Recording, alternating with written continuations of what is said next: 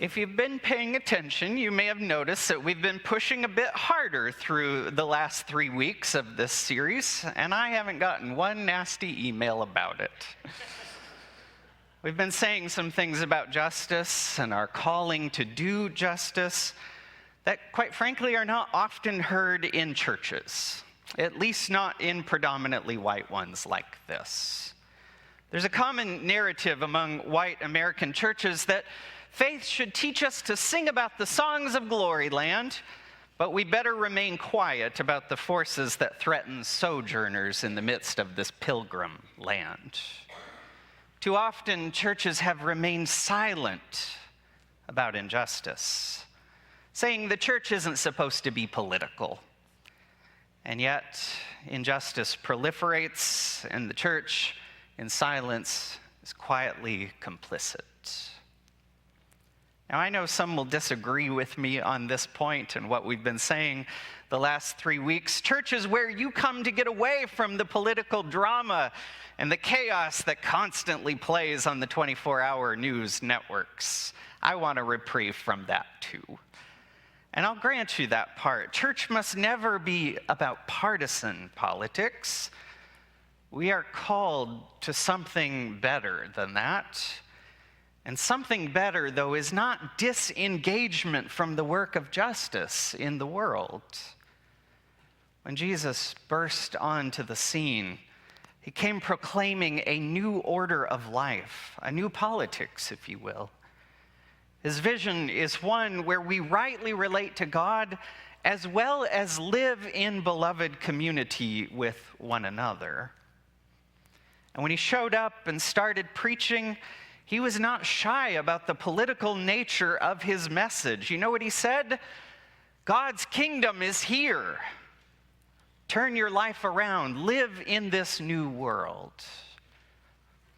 But figuring out just how Jesus is political and how we as a church are called to be engaged in the world brings us right to the heart of our gospel lesson today. Now, to set the scene, tensions had been on the rise. Jesus had just called out the religious establishment for the ways that they had rejected God's ways. Naturally, that establishment was furious and angry, and their anger led to an unlikely alliance. The Herodians and the Pharisees sought to threaten Jesus and his public ministry. Now, the Pharisees and the Herodians were vastly different in their desires, but when it came to a shared disdain for Jesus, they found a common cause.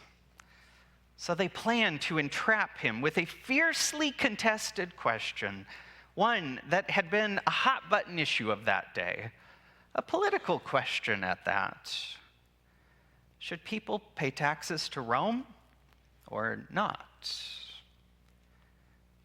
Now, this is not a commentary on if you should pay your taxes or not. The situation was a little bit different then than now. But if Jesus in that time were to have said no, his movement would have faced the same fate as others before who refused to pay that tax. They would have been crushed under the hand of Rome's power. But if Jesus said the people should pay the tax, he would have been rejected by the common people who hated that tax. And they hated it for very good reason. Rome was an occupying force over Israel. And the tax funded the army that kept them compliant and kept them from being free. So there was no great option that Jesus was presented. Face the wrath of the empire or lose the favor of the people. As our story plays out, though, we know Jesus found a third way. Asking the Herodians and the Pharisees to present the Roman coin, the denarius, he asked them to tell him what everyone knows.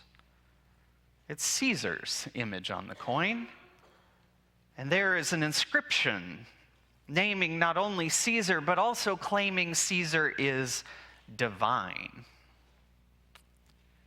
No wonder Jesus didn't have a denarius. He had to ask them to produce one. But the better question might be, why did the Jewish leaders engage in this act of idolatry?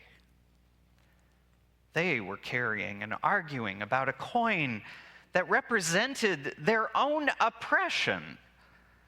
But Jesus seemed to have no part in it at all. He was already shifting the narrative, but it's what Jesus said next that left the Pharisees and the Herodians speechless. Give to Caesar the things that belong to Caesar. Give him his coins back. But give to God the things that belong to God. For anyone who's read Genesis 1, what is that belongs to God? All of it. In the end of this little trap, this little interaction, Jesus had evaded the trap, and he gave his followers a way of being in the world as well. Let your allegiances to God's way supersede any complicity with Rome's. But what is God's way? Just before they had set that trap for Jesus, the Pharisees and the Herodians said something true to Jesus. They said, "You teach the way of God according to truth." Now, they may have done that trying to lure him in to their trap, but nonetheless, they were right. Jesus' teaching and authority shows the way of truth. He shows the way of God. And as we know, if we read the rest of the Gospels, that way is the way of love and non-domination. Jesus rejects all forms of oppression, injustice, and evil, and instead creates a community of freedom and goodness. Consider for just a moment what he did day after day of his public ministry. He healed those who suffered. He delivered those who were oppressed by afflicting spirits. He offered dignity to those who were forsaken. He made room for the ones who were pushed to the margins. And he stood up to the forces of this world that separate and harm people. This is the way of God in the world. And his followers are called as well to follow him. Now, I realize that's easier said than done. Jesus didn't carry the denarius. He didn't have any stake in the system of oppression. But that kind of freedom is nearly unfathomable for us. We buy our cheap goods, and we live with our modern conveniences, and we don't even have to give a second thought to the slave labor that made our new little trinket possible. We are entrenched in systems of oppression, and quite frankly, it's hard to imagine any way out of them. Giving to God what is God's, if that means giving God everything, living in the way of life and goodness, that's hard. Our world is complicated and messy. Nonetheless, we are still called to walk in God's ways as we seek and pray, as we have already this morning, for God's kingdom to come here. If you've hung around for a while, you've heard me mention some training I've experienced with some community organizers through the Gamaliel Faith-Based Community Organizing Network. Those organizers have taught me from the very beginning of that time that we need to differentiate the world as it is from the world as we would like it to be. Faced with the challenges around us, churches can be really good at sticking our heads in the clouds so we don't have to deal with the suffering of this world as it is. We don't have to pay attention when we are complicit with it. But Jesus is calling us. Jesus is leading us to walk in the way of freedom and love. the way of God, even in the midst of this world as it is. If churches have not always taught us to really look at the world it is, fewer have then taken the next step to let a vision of the world as it could be compel us to action, so that the world might reflect God's kingdom here and now. Doing justice, resisting the forces that harm people, is our invitation into the way of God in the midst of a world that hurts. This is our calling, and this is our way of giving to God what is God's. Now, I've said a fair amount about churches not doing the work of justice, but I know that's not always the case, and I know it hasn't been the case for this church. The history of the people of St. Paul's has included many stories of courageous and faithful justice-seeking people. In the 60s, early 60s, when some worried about their property values and keeping our neighborhoods lily-white, this church decided to sell land to a black doctor and his family so that the Harris family could have a place to live and grow and thrive.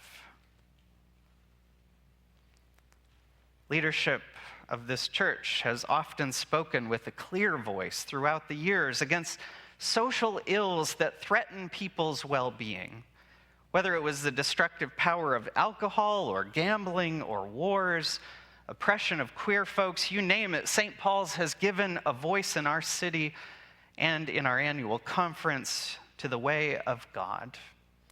Just as an aside, because it might be helpful to lighten the mood here for a moment. When I was a young adult and looking at the United Methodist Church, leaving the tradition I was a part of, I did a little bit of research, and I was pretty sure this was a church full of grace. I was pretty sure that if I had murdered someone, you all would forgive me. I was less clear if I gambled if I would get the same treatment. Nonetheless, our church has fought against the things spoken publicly, against the things that threaten people's well-being in the world. Your calling, our calling, is to sing justice songs here. Now, I've long known this to be the calling of this church. But I was awfully excited Wednesday when I was gathering with some Third Avenue clergy in the parlor, just back here. And a trusted pastor and a colleague friend from just down the road told me, St. Paul's has always led injustice work in our community. And then he said to me, where you all go, we'll go with you. As we gather together, we're formed through worship and through study. We are being shaped by God's grace so that we can be a voice for God's way in our city. This is a role this church needs to play. Amen? Decision makers ought to hear what Methodists think before they bring a casino to this town. Is there an amen there?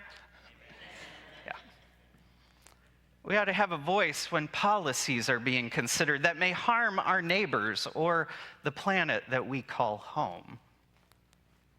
Our elected officials in Des Moines ought to know our concerns every time they take another step to gut public education in this state. Yeah, we're getting it. But the truth of the matter is they don't have to listen to us. We are not organized well enough for that to happen yet. At least not yet. Of course, we've made a little bit of noise as of late. We stood out in front of Hy-Vee not so long ago and said, you can't pull out of neighborhoods that need food. You can't create food deserts. We showed up to join with others in our community to do that. And we looked pretty powerful at a recent school board meeting where almost everybody in the room was one of us, saying we don't think teachers ought to carry guns in school. But justice requires more than showing up in situations like that. And it doesn't happen by accident. Rarely does one happen into the way of God. But it is the result of intentional, courageous, and calculated risk after we have committed that we will give to God the things that are God's. I'm committed to doing that here. I hope you are too. Now, I'd like to take a bit more time here this morning to set a vision, to offer a long-term plan for us, that we could embrace our calling to give to God what is God's and to commit to walk in the way of God, the way of life in the midst of our community. In the next few weeks, I didn't get it together for today, but in the next few weeks, you will see an invitation to study this book with me.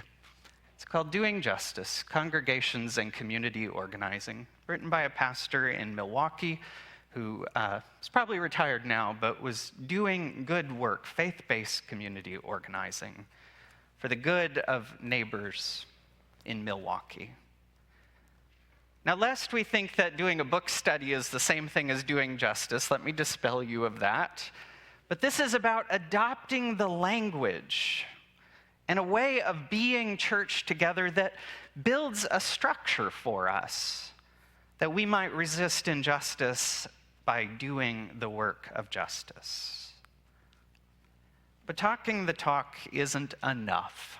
There's a good point for an amen. Talking the talk is not enough. So in 2025, we have an opportunity to conduct another listening campaign, similar to the one that we conducted in 2022 that gave us these missional priorities. But unlike last time, in 22, we're going to build a cohort of other churches in Cedar Rapids who will listen into their congregations, so that when we show up to something, we're not doing so alone, but we're building power around shared interests. Pastor Ryan, Pastor Christina, his spouse, and I will be attending a training and strategizing retreat on that very work later this month. Now, we've tried over the last 4 weeks to wax poetic about the importance of justice. We've lifted up Black liberation theology's quest for it. We've listened to folk musicians call us to a better way of being in community together. Last week we heard how our Methodist tradition calls us to seek both personal and social holiness, where society is changed by hearts being changed one at a time. Today, Jesus calls us to a divine politics of seeking freedom and well-being of our neighbors, and a commitment to the way of God in our world. God is calling us again to be serious about our commitment and about that calling. Now, if I were a community organizer and I were trying to agitate you or stir you up here just a little bit, I might ask you, what are the dire consequences if we don't do the work of justice? Who suffers? Whose suffering worsens? Who continues to get by doing injustice? But who are we if we choose to remain silent?